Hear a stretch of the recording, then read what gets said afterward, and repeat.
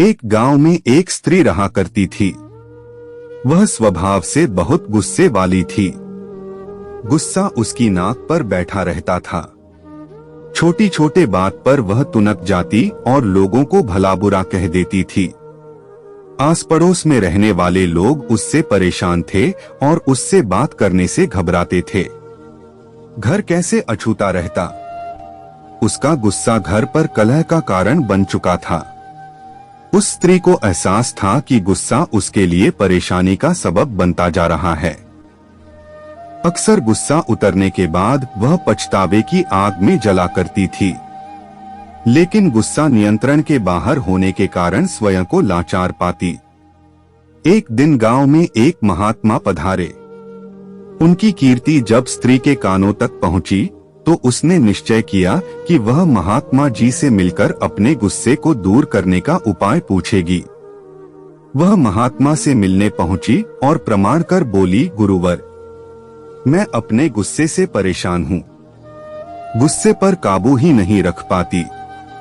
गुस्से में अक्सर लोगों को भला बुरा कह जाती हूँ और बाद में पछताती हूँ। मेरे गुस्से के कारण सब मुझे नजरअंदाज करने लगे हैं।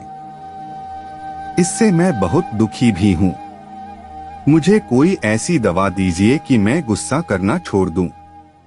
महात्मा ने उसे एक शीशी दी और बोले, पुत्री, इस शीशी में क्रोध दूर करने की दवा है।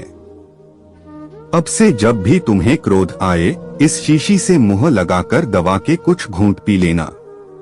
स्त्री दवा पाकर बहुत खुश हुई और महात्मा का धन्यवाद कर अपने घर लौट गई।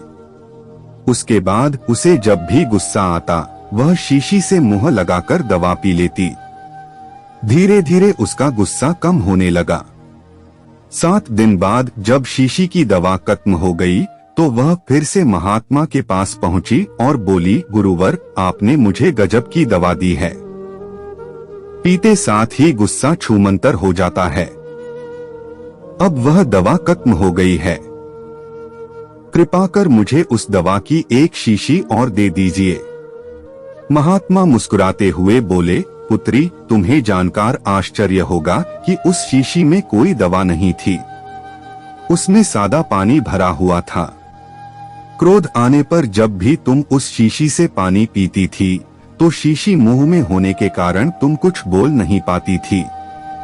क्रोध दूर करने का उपाय बस अपना मुंह बंद कर लेना है। अब से यही किया करो।